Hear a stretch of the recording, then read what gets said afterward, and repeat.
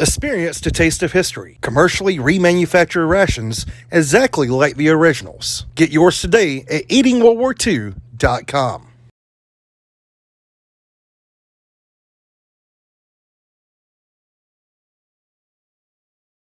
What's up, everyone? Welcome back to the channel. Got Jack with me today. We're just look like a bunch of idiots right now, I'm sure. I mean, what's not normal about two adults playing in the woods with what we're wearing on? Yeah, we just wanted to have a fun history day, fun World War II day. Been a while since we've had an event. Pretty nice to get back in and get up again. And we're historically correct, in the words of History Secrets. But what we are doing today is reviewing a very neat product, brand new from eatingworldwar2.com. You guys can check them out, eatingworldwar2.com. I will leave a link right here and in the description below. And very cool item. So we're going to do a review on it and have some fun, kind of have a day in the trenches here. So you'll probably be seeing a few videos from today. Just having a History Secrets type day. Chilling, having fun, eating, shooting crops or cows. I don't think he's too enthused about it. Anyway, let's get to the review. Jack's wearing the M41 jacket, HPT pants, leggings, and we are trying to find us a little spot to stop on patrol and kind of lay down and stay concealed and have some grub. So we're trying to keep it historically accurate, have some fun. We're gonna make some coffee, but we're gonna review a very cool item that you wanna see. If you're a reenactor, this item's for you. We'll tell you more about it once we get settled in our hole. So yeah. Jack, you still got a bayonet on your rifle. That's in case I piss him off.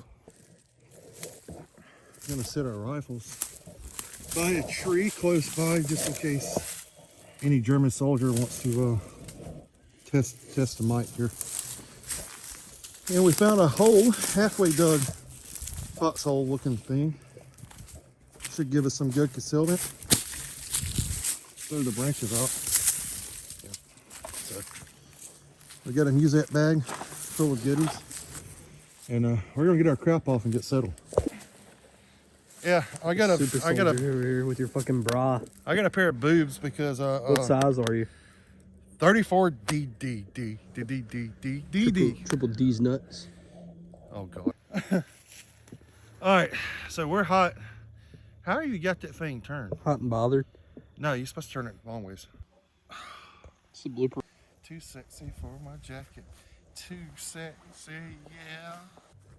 All right, so we got us a good little spot. That's not historically correct. Yeah, we're historically correct. But except for the massive lack of ammo. Yeah, we're kind of out of ammo. We got what, 2 clips? If we get attacked, well, we're gonna have to use a shovel in the bayonet. And I left my bayonet. I mean, fuck, I run faster than you. I'll just freaking leave your ass behind. Oh, Jesus Christ. So we found us a nice little spot, kind of in a hole. We're gonna clear some of this out. Yeah, it's got a lot of pine straw in it. A lot of pine straw in it. But we'll get some of that out. But Jack, why don't you show us the item that we are going to be reviewing? All right, so brand new from eatingworldwar2.com is the U.S. Army Field Ration Ds. Now, the cool thing about these field rations are they are not a reproduction, they are a remanufacturing. They're actually remanufactured in the kitchen using the same ingredients, same process that the original bars were made from. The the boxes are waxed. And wax, a lot of people think that wax was to waterproof the boxes. That, however, was true, but not really correct. The reason why they waterproofed the boxes, or excuse me, waxed the boxes instead, were to prevent the rations from being exposed to chemical warfare. Cool thing about these are waterproof. And you can buy these actually from eatingworldwar2.com in a variety of ways. They have the milk chocolate, dark chocolate, and of course the original recipe, which the original recipe didn't really taste too good according to veterans. So we have today the original one and the dark chocolate, and we will be reviewing both and show you how the soldiers ate these. But on the outside of the carton, U.S. Army Field Ration D, to be eaten slowly in about a half an hour, can be dissolved by crumbling into a cup of boiling water if desired as a beverage. Ingredients: chocolate, sugar, skim milk powder, cocoa fat, oat flour, artificial flavoring, vitamin B, and it's about 4 ounces or 600 calories of chocolate. What these were for is to keep the soldier from eating his main rations and to give him something to help sustain him. So, with that being said, we're going to eat it the same way they did. And if you ate this a lot at one time, which it says to be eaten slowly, was because it would give you a really severe stomach ache. So we don't want to do that. But we're going to eat this straight and then boil it in some water to make some hot cocoa, as it says. So let's get to it. Also, they got some lifesavers that you can buy too. This is going to be on the site. Period Correct Lifesavers. So we'll be trying these too. But, you know, pretty cool period correct packaging. So, but yeah, let's check it out. So Jack has the original, which you saw in the opening of the video. The little commercial we shot for the chocolate. He's already eaten a couple of them doing that, but we're going to review it for you on camera. These come as 6 squares. So 6 squares, and they didn't really taste great. How's that one taste? It tastes like sweet chocolate. Just tastes like sweet chocolate. I mean, it is what it is. It's just chocolate, but I don't see what's so bad about this. well, the guys, I think, ate so much of them they hated them. But these are not reproduced. They are remanufactured directly from the 1937 recipe. And it's the first remanufacturing of them since World War II. And the other variety you can get is the dark chocolate, which is right here. And when you get them, you will know the difference because it would come with a card. And here you go for more great World War II reenactment edible props. You can visit them at eatingworldwar2.com. And the card on the back gives you a lot of information about the D-bar, saying that it's using the same ingredients and recipe that were used from 1937 to 44. And that they offered a D-bar, an original D-bar, sweet chocolate D-bar, and dark chocolate D-bar. So, pretty cool. All right, so now it's my turn. I've got the dark chocolate D-bar. So, out of the box, here you are. It comes in a cellophane pack with 6 cubes of dark chocolate, just as the others. It's just dark chocolate instead of sweet D or the original chocolate. So, let's try it out. We're gonna try it straight, just like Jack did. It's my turn. And then we're gonna try to make us some cocoa out of it. We haven't eaten all day in anticipation for this. I think Jack is still, yeah, he's still going. Oh, he's eating the lifesavers. Jack loves lifesavers. Mm-hmm. He is a lifesaver in real life too, honestly. How's the lifesavers? It just tastes like regular lifesavers, my man. Yeah, lifesavers haven't changed since World War II, but you can't find or buy lifesavers with the original type World War II packaging too much, which is great about these. If you're a World War II reenactor, good place to get you some stuff if you don't want to make your own labels. But where can you find an original recipe for the D-bars? There hasn't been one since World War II. Never happened. Almost dropped it. I saved it. Let's try it out. We're freaking hard. Okay, give me a minute. God. You gotta suck on it a little bit. Yeah, oh, there we go. Very hard, but the original D-bars were. Dark chocolate's good. Is it? Yeah. A lot of chocolate, though. I wonder what happened if you ate the whole thing. Go for it, see what happens. No, I don't want to try that. But It did say in the carton to eat slowly, and that's for a reason. It make your stomach hurt, and I understand why. It's a lot of chocolate. All right, so Jack is like literally ate the whole thing of Lifesavers over here. He even saved me one, bro. I'm good. It's the best flavor. I'm good. I'm not a big hard candy guy, but I've got an Esbit tablet, or Esbit stove, rather. Now, the thing with Esbits, they were not American Idol. German soldiers had these. So, I don't know. I've never really read too many reports of American soldiers capturing these from German soldiers and using them. But I would imagine it may have happened. But if you're a reenactor, you know what these things are. They're basically a field stove, and they're great to stick in your pocket. And this is what we're going to cook our hot cocoa on. Let's get to it. So, you just set it down in the dirt, as so. Got our matches inside. And we're going to get our Esbit tablets out of our period correct tin. All right, so we got our Esbit case open, and then the original period correct tin Esbit tablets, and these things, they smell like fish. They smell horrible. But even got some German matches in here. So use the German matches. Let's use period correct. So get some German matches.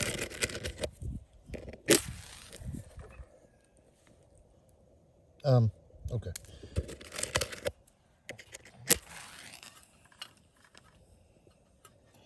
Okay. Tip number 3.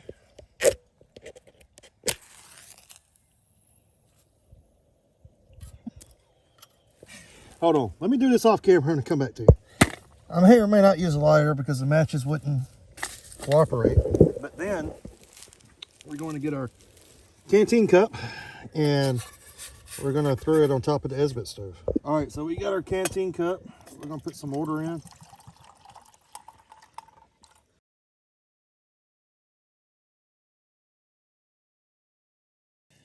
All right, so it's been a little while, and it's just now starting to melt a little bit. Still got a big glob of chocolate in it, but actually looking more and more like cocoa, kind of. And Jack is making some cocoa out of the original bar, so we have a taste of both here, and pretty good. So let's see what it does. Oh, so it's not yet cocoa, but it's getting there. All right, so mine appears to be ready. Jack is still got his over there. Throw his helmet off. It is getting kind of warm out here. But as you can see, mine.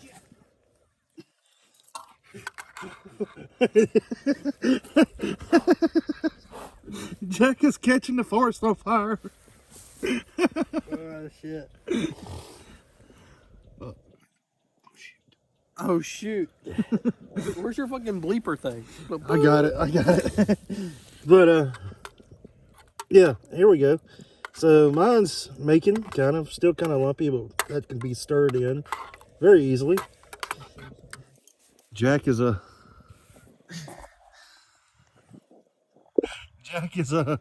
working on his, trying not to catch a forest on fire. Yeah, that's We didn't really clear out a spot of pine needles here too well, but they are everywhere. Pine needles are everywhere. Now, let's see. Bro, what the fuck?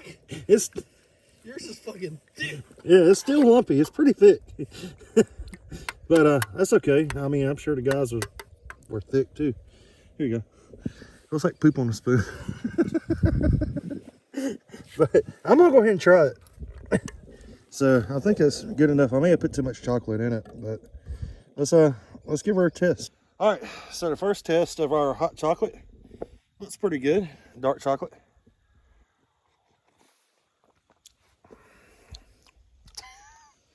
It's not very sweet. Oh. Guys, that's another problem you have with World War II equipment. Back in the day too, I'm sure like these things like they really don't hinge down too well sometimes. So you will have that problem. And that is a prime example. It's actually good that happened because it gives you an example of some of the stuff that they went through, which luckily all the hot chocolate missed me. Missed my helmet somehow. It wound up right there. So you can get this in dark chocolate too if you're a reenactor. You want something a little bit more than the original stuff. You can get this in dark chocolate, but the original is manufactured to the original specs it was during World War II, and that's what Jack is working with. That isn't spilt yet. It's coming. It's coming. Maybe not. If he doesn't catch a forest on fire. So he's catching the forest on fire. Mine just spilt completely out. And we're not very good World War II soldiers today, I'll give you that. What do you do with your spoon to help clean it off? Well, you just kind of put it on your pencil a bit after you wash it. Now, one of the things I did notice was that the chocolate that was stuck to the spoon when I was trying to get some of the dirt off of my fingers is very wet, you feel it. So we're going to give Jet the spoon so he can stir his, hopefully without spilling his. So I tried the hot chocolate. Hot chocolate was good before it went everywhere else. But again, historically correct. The canteen cups. So in the words of Nick from History Secrets, historically correct. And at least I didn't burn myself like he does. Hey, there you go. Okay, so another historically correct is the canteen cup rims are very hot.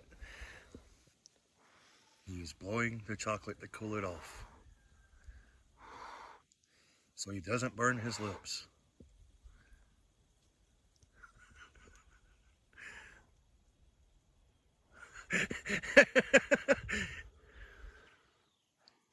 Okay, maybe now will be a good time to bring in the reasoning why the American canteen cups weren't the most were not the most useful invention that the American Army made during World War II. Because when you make coffee or something in it, the rims get hotter than Hades, and you have to let it cool off before you can drink it. So if you want hot coffee, it ain't happening until the cup cools off. Yeah, it'll be a minute. So yeah, that's one reason why, as you just saw, they could tip over very easily if this little slide on the back comes undone. And then once you get hot coffee or cocoa made, the canteen cup rims would burn the heck out of you because it's hotter than Hades. So you have to let it sit, cool down for a minute so you can actually drink from the canteen cup without it burning your lips off. So yeah, let's let it cool off, and then Jack, I guess, will try the original. All right, so tip number 2, actually cool enough to taste it.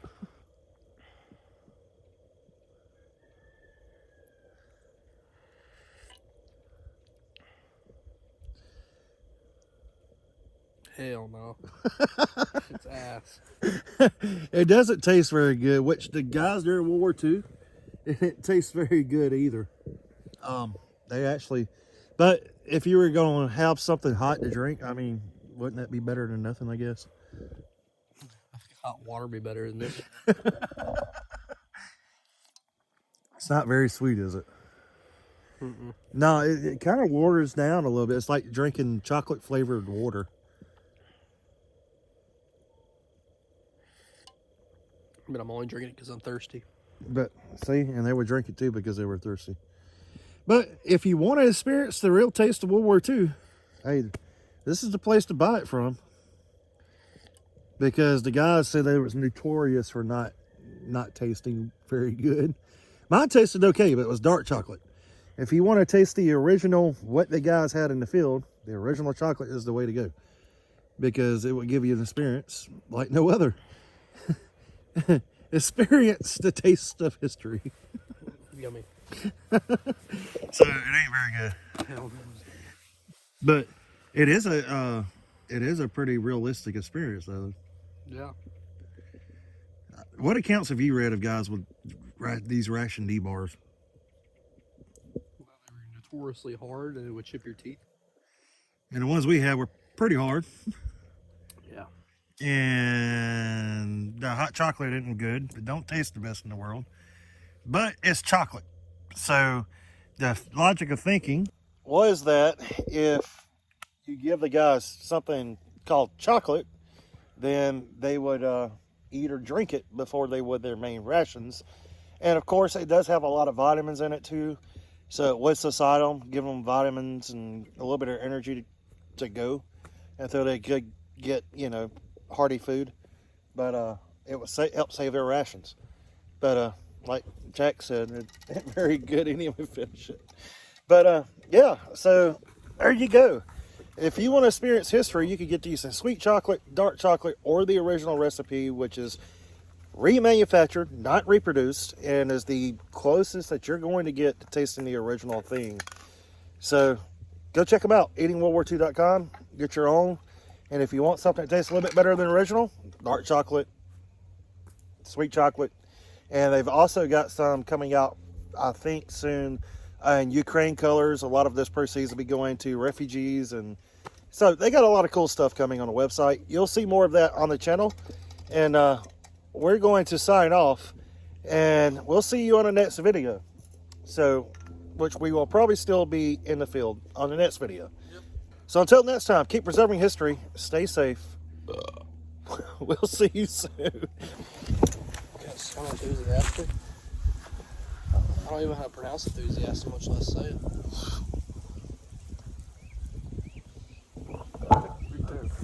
What's up, YouTube? Welcome back to the channel. Got Jack with me today. You guys have seen him before. He's not very enthusiastic and he doesn't even know how to pronounce it.